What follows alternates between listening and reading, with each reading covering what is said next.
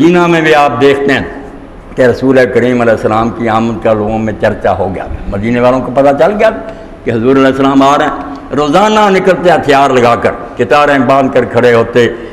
انتظار کرتے کہ حضور آئیں، استقبال کریں، نعرے لگائیں، مگر دھوپ چڑھ جاتی، لوٹ جاتے۔ اس دن بھی لوٹنے لگے تھے جس دن حضور کا قافلہ وہاں پہنچا۔ حضرت ابوبکر تھے، رسول اللہ تھے، غلام بھی عامر بن فہرا ابوبکر صدیق کا ساتھ تھا، عبداللہ بن عراقہ لیسی دلیل تھا اس کو راستہ بتانے کے لیے، کیونکہ صحراؤں سے جا رہے تھے نا عام راستہ چھوڑ کر۔ وہ تھا کافر ہی مگر قابل اعتماد آدمی تھا، اس کو محنت دی، وہ راستہ بتاتا جاتا تھا جنگلوں، وہ بھی ساتھ۔ اور حضرت بریدہ اسلمی بھی راستے میں آ ملے تھے، قافلہ بن گیا، بہت سا بن گیا گروہ۔ تو جب وہاں سے لوٹنے لگے تو یہودی اپنے قلعے پر کھڑا تھا، اس نے کہا مسلمانوں دیکھ لیا نشان کہ نہ لوٹو، جس کا تم انتظار کر رہے تھے وہ آ گئے۔ جب یہ سنا خوشی سے پھر مسلم شریف میں آتا، گلیاں اور بازاروں میں عورتیں اور بچے محمد رسول اللہ جا، محمد رسول اللہ جا، یہی ہو رہا تھا۔ اوپر کھڑی عورتیں بھی اللہ کے رسول آ گئے، اللہ کے رسول آ، کتنا استقبال ہوا۔ اور سارے پھر زور لگاتے رہے حضور ہمارے پاس ٹھہرے ہیں، ہمارے پاس ٹھہرے ہیں۔ پہلے آپ قباء میں ٹھہرے بنو عمر بن عوف کے پاس، اب تو ہو گیا نا اضافہ اور شہر کچھ اور ہی رنگ، ورنہ وہ مکان محفوظ تھے، اب تک محفوظ تھے کلثوم بن حزم کا اور حضرت ابو قاسمہ کا، کہ یہاں حضور ٹھہرے تھے اور یہاں محفل ہوتی تھی، رہائش یہاں تھی اور لوگوں سے ملاقات یہاں بیٹھ گئی، کئی دن وہاں رہے۔ اور سب سے پہلی اسلام کی مسجد اللہ کے رسول ہے وہاں تعمیر کی، مسجد نص سالہ تقویٰ،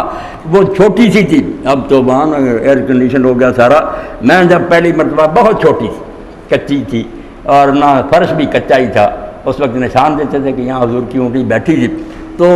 رسول کریم اللہ نے قرآن میں اس مسجد کا ذکر کیا کہ وہ مسجد جس کی بنیاد گارے اینٹوں پر نہیں رکھی گئی، اس سے سال تقویٰ، تقویٰ پر اس کی بنیاد رکھی گئی، دین کا نشان تھا حضور کا وہ۔ تو رسول کریم وہاں ٹھہرے، پھر وہاں سے مدینہ کی طرف روانہ ہوئے اور دوپہر کا وقت ہو گیا۔ پہلی نماز جمعہ اپنے بنو سالم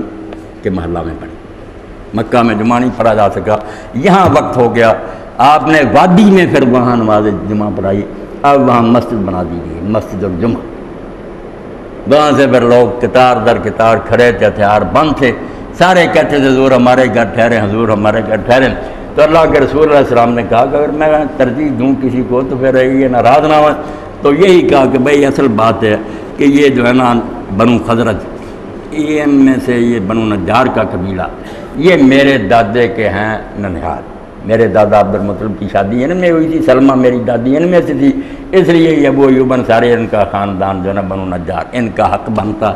میں ان کے پاس ٹھہروں گا۔ وہاں 6 مہینے آپ ٹھہرے، تو کتنی عزت ہوئی پھر کہ حضرت ابو ایوب انصاری رضی اللہ عنہ کا مکان 2 منزلہ تھا، انہوں نے کہا یا رسول اللہ آپ اوپر تشریف رکھیں، میں نیچے رہوں گا، میں نہیں چاہتا کہ میں اوپر رہوں۔ تو حضور نے فرمایا نہیں ابو ایوب مجھے اوپر نیچے آنے میں تکلیف ہوگی، لوگ ملنے کے لیے آتے ہیں، تو میں نیچے ٹھہر گیا۔